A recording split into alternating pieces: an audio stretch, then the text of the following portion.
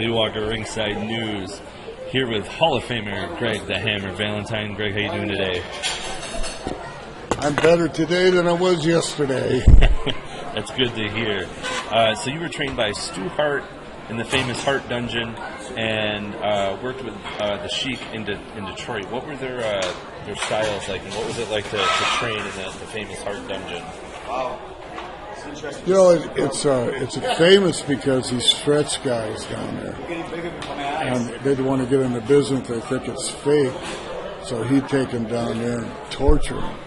So that's where it became known as the dungeon, the torture dungeon. He never did that to me. I wish he would have, though. But he would show me how to put a hold on, and then he'd show me how not to put a hold on where you got hurt. And he showed me how to defend myself. He didn't really... Quiet on the set here. You know, I'm trying to do an interview here. So he... it wasn't about teaching how to showbiz it or that kind of work, and it was just the legitimate wrestling stuff that the old school type wrestling, and throwing punches and working stiff and laying it in, you know, and of course I come from that with Johnny Valentine being my dad being stiff. So Sheik was about a year later. I went to the Sheik in Detroit, completely opposite. He's all showbiz, and he didn't teach me anything, but he had a certain persona about him and wisdom. You could just suck up he knew what the business was all about, but he had a gimmick, and he didn't have to go out there and wrestle, but I imagine he could wrestle. But he never did hands-on with me like Stu Hart.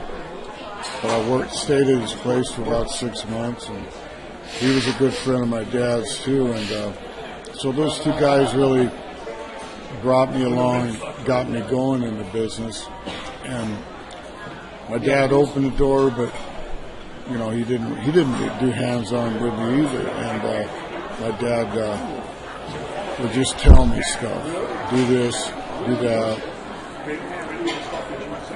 That's enough about my breaking in, you know. And I met Don Fargo with the Sheik in the 70s, and I hooked up with Fargo for about 2.5 years, and we broke up, and then we got back together for another year. He taught me a lot about how to work the crowd, the showbiz part, but really being a double tough wrestler, taking bumps.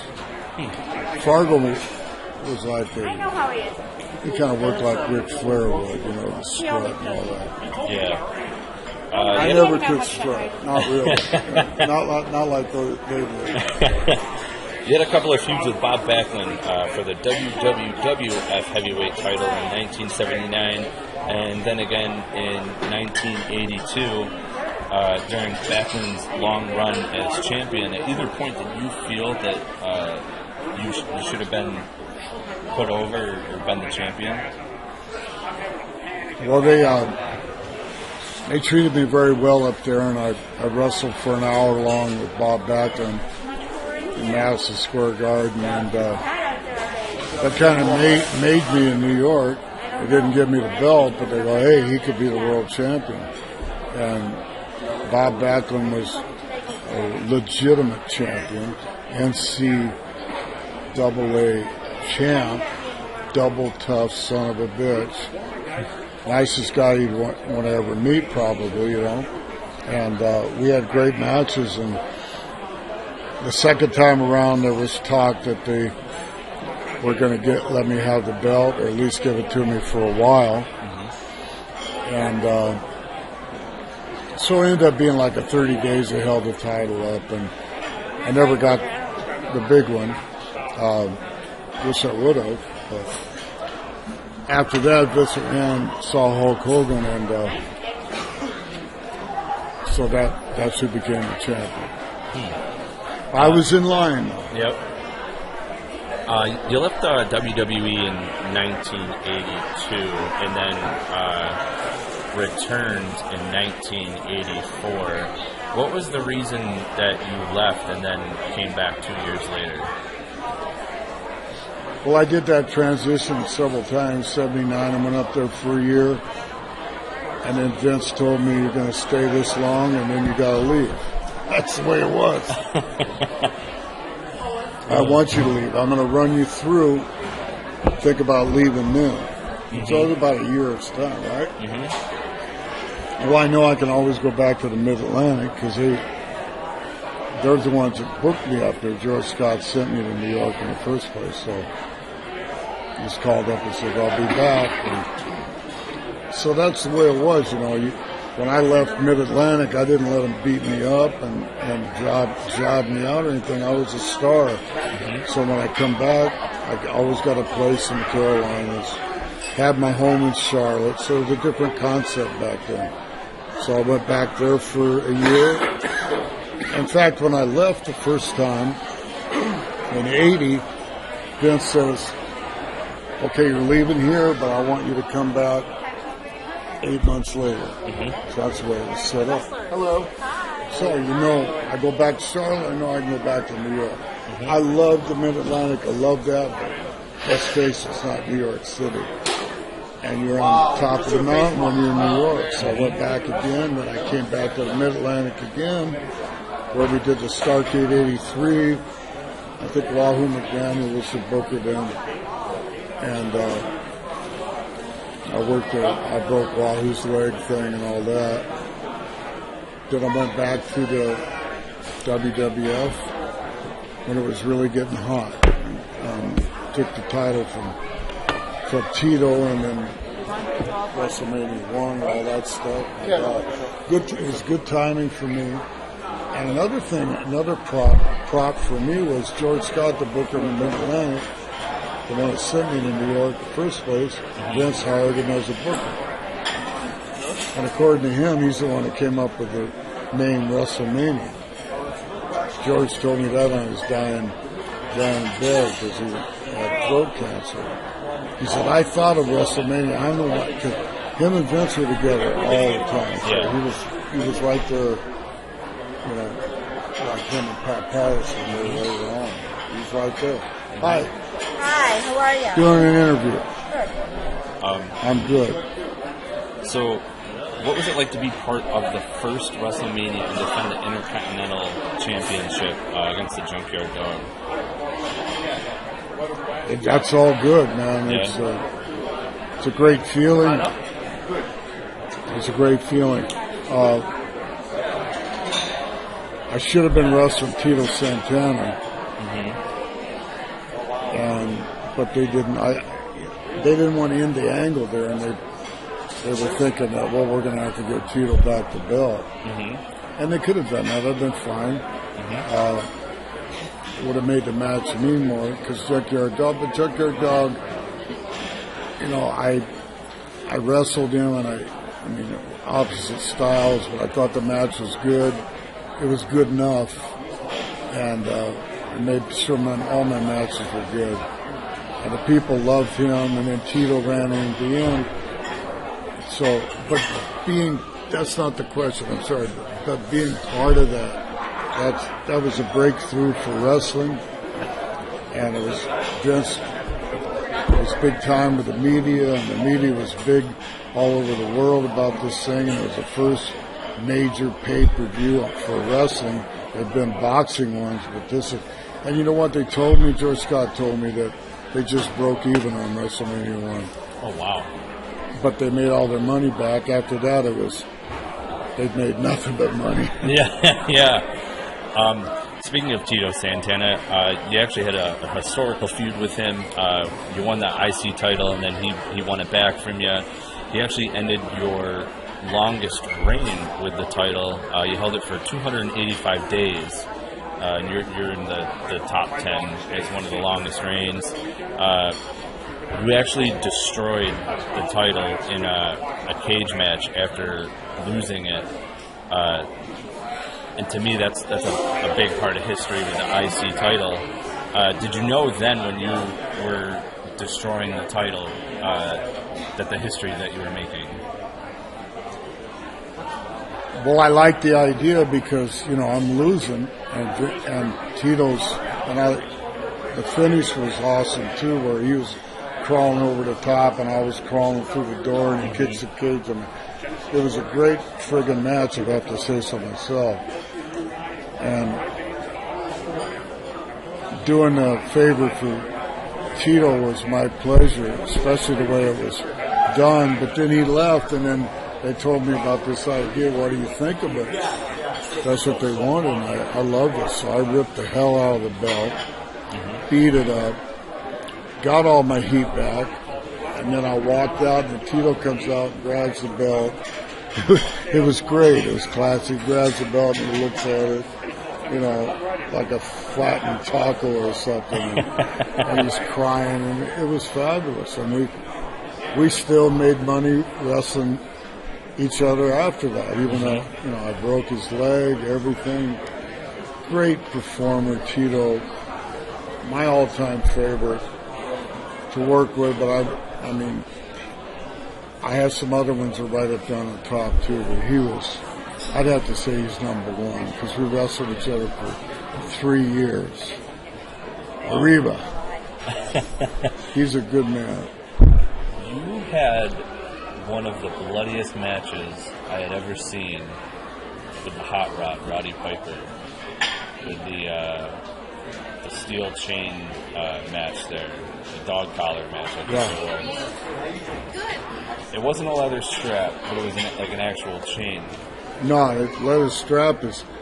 I've done those Indian strap matches with Walter McDaniel. They hurt. Yeah, I was going to say that. But the chain thing hurts, but it's a different kind of hurt. Yeah. And if you get whacked in the head with it, because we always work tight and we try to make everything look real back in those days, and so you end up getting nicked, And a couple times I took the chain and wrapped it around Piper's head, and I had him sitting here, and I dropped the elbow. I take most of the weight with my knees, but the elbow would hit him, and you had the chain real tight.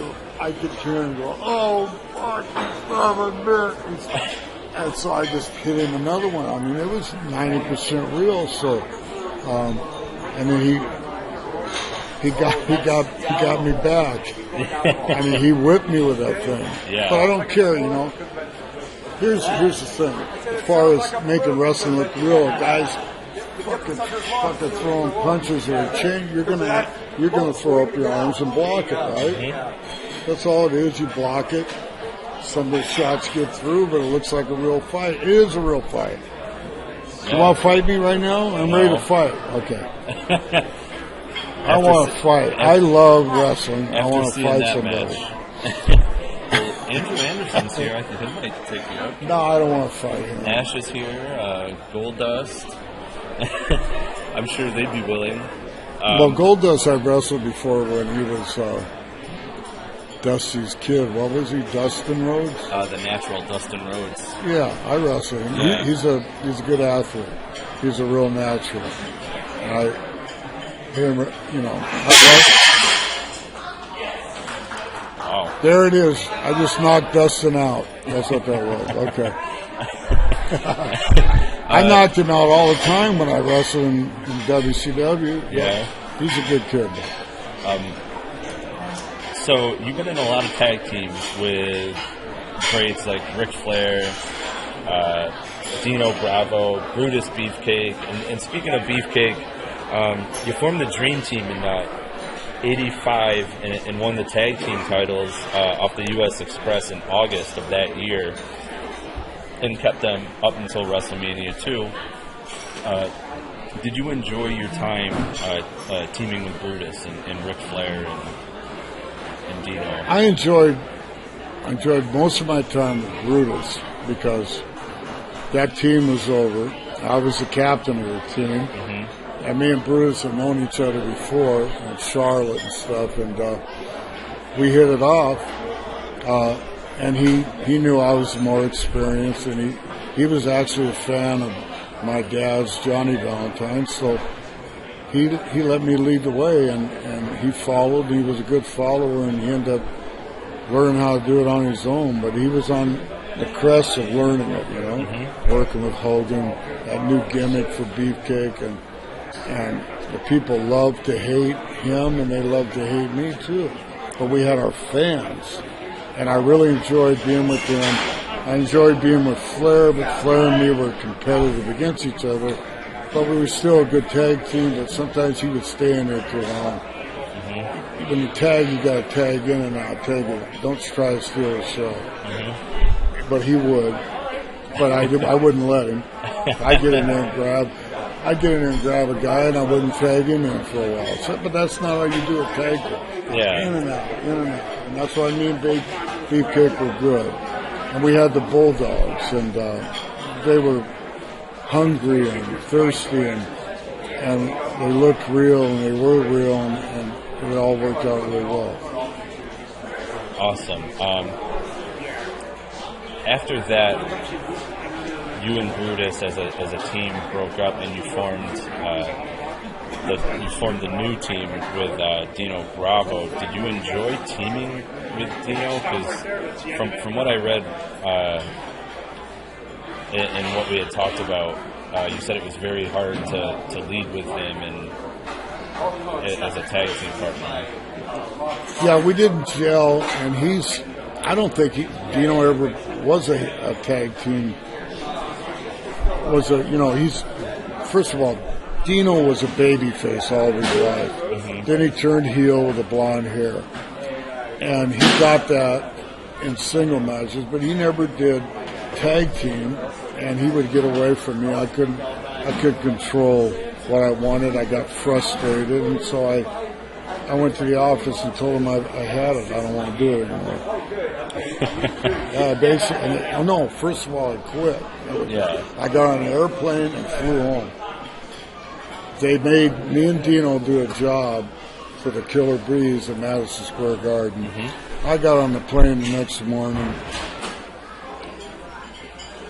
and the plane was empty, and I flew home. And I had like 10 more bookings. I flew home, and there was one other guy on the airplane. I was way in the back. There was a few other people. Yeah. But way up in the front, in first class, Hulk Hogan was up there. And so I'm trying to hide from him because he knows I'm supposed to be on the road. And we both live in Tampa. We're both living in Tampa. And he must have called Vince or something. But by the time I got home, around 5 o'clock in the afternoon, my wife Julie goes, "Greg, Vince is on the phone." And he talked to me for 5 hours, I swear to God. Wow. 5 hours. He talked me into coming back. But I should have never come back, or I should have done a better deal, because he ended up trying to fuck me after that. Yeah. WrestleMania 7, all that bullshit. But I still had a good run for it. But he eventually says, "Greg tried to fuck me, now I'm going to really fuck him." But he brought me back for the Hall of Fame, so we're good. Who came up with the idea of wearing the shin guard and turning that? Me and Vince together, we Awesome. did that. So that was all after the Beefcake, or the Dream Team. Yeah. I went home, Vince talked me into coming back, but I really wanted to come back. I didn't want to be Dino's partner anymore. Yeah. And I really shouldn't have left. Got mad because I did a job for the Killer Bees, because they were going to give me and Dino the belts, I think, because he had that French connection with Pat Patterson in Montreal, and they didn't want to lose Montreal. I was stupid. They would have probably put the belts on us. They ended up taking Dino, and he did the bench press contest with somebody right after that, or the Jesse Ventura or something. So they still gave Dino a good push. Yeah, he put up something like 585 or something like that. Yeah, and that's legitimate. Yeah. It was, At least when I came back, I wrestled Beefcake. It didn't work. The angle I wanted to do with Beefcake didn't work, because Beefcake wouldn't sell me. He wouldn't wrestle good with me. And me and Pat Patterson talked about it, and he goes, "He won't let you hit him. I couldn't do my style of beef. I couldn't chop him, but he cried about it. So it didn't friggin' work. So I ended up doing it with Ronnie Garvin instead. And that worked. Nothing against Beefcake, but he don't want me to chop him. What the fuck? That's my deal, man. Can I chop you right now? Yeah. No, there you go. See, Beefcake wouldn't laugh about that. Oh, don't hit me. Beefcake, I'm not knocking you, but you know it's the truth. You don't like my chops. I just want to let everybody out there know I just took like 5 chops to the chest. But I was trying not to break your glass. Oh, yeah, no. Oh, here. Well, here, there. Now you can really do it. All right. Yeah.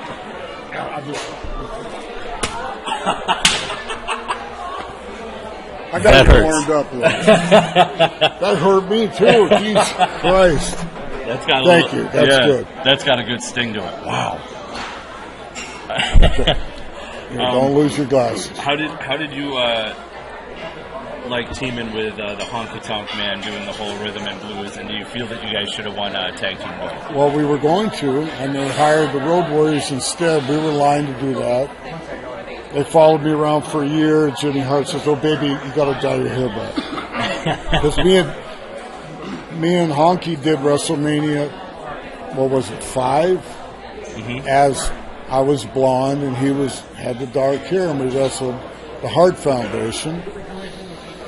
And Honky did the job for one of them, and but they still kept us together. And then they came up with this concept to have me dye my hair black. And that's a big thing to ask somebody, but I've been there a long time. I think I've been in WWF for 19 years up to that point. I had a long run there. And I'm talking about from 79 all the way up. Maybe it's 15 years, right? Yeah. But I've been there a long time. I had a good run. This is going to stretch my run out a little more. And to be honest with you, I was getting tired of hour-long matches and stuff. So this was it ended up being fun for me to act like I knew how to sing and play guitar. And WrestleMania 7 or 6 in Toronto, we came out and did a concert with 80,000 people watching. It was all fun. Rode out in the Cadillac. Yeah, I remember that. So it was all worth it, you know. Yeah. A lot of people got mad at me, said I sold myself out. But you know what? It's only a little bit of black dye. Yeah. You know, and the rhythm and blues jacket's worth a lot of money if anybody wants to buy it. Yeah, you actually recently signed the acrylic case to the Greg the Hammer Valentine Rhythm and Blues prototype figure. Is that the first time you'd ever seen the figure up close, or had you seen it before? Who brought it to me? Somebody in New York? Yeah, I think so. I don't remember who brought it. I should have charged him for the signature. But it was the actual prototype. Yeah. I have one myself. Oh, yeah? But my dog got a hold of it and chewed it up some, but it's one of there's not that many in existence of it. Yeah, there were some money. Yeah. And I wish that guy would come back and send me a check for signing that thing. But we broke up after that because, so Hasbro, actually we went to Pittsburgh and I did a signing for that. So that's why I got one of those prototypes. I had a few of them made.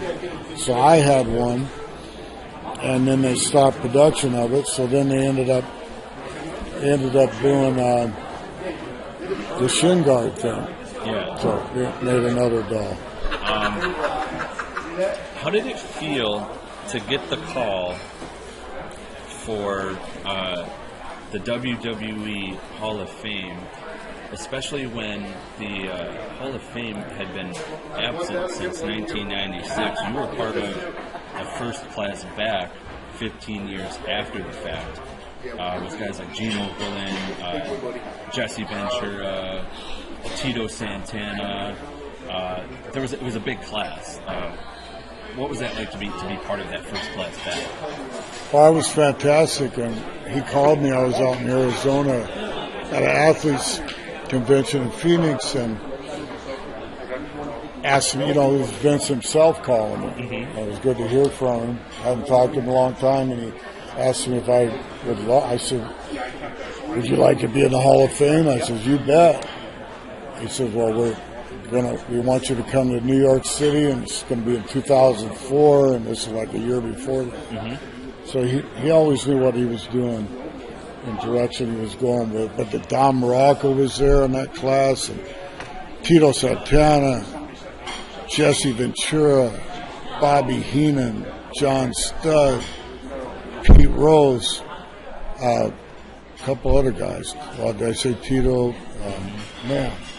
So it's 10 of us all together. I hope Junkyard Dog.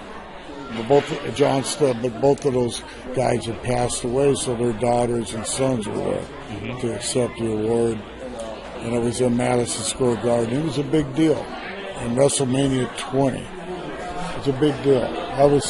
That really was a shining moment for my career, and it catapulted me to a different level.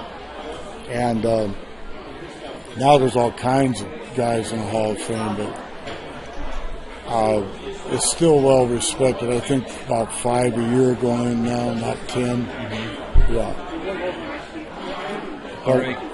All right, guys. This has been Lee Walker with RingsideNews.com, and this has been Greg the Hammer Valentine. We'd like to thank... That's a good way to close it. But don't forget, I got a movie coming up, and I got a book coming out. So I'm going to have to get a website or something. Yeah, so you're doing you're doing an autobiography then? Yes, I'm going to finally do that. I've been trying to get my dad's out, but had trouble with that. So what I'm going to do is do my autobiography, but I'm going to talk about my dad a lot and a lot of the practical jokes, because he was a jokester and a real legend in the business. And if it hadn't been for Johnny Valentine, I wouldn't be Greg the Hammer Valentine. So that'll be coming out. Awesome. That's it, guys. Hope you guys enjoy the interview. Just be listening for it. Thank you.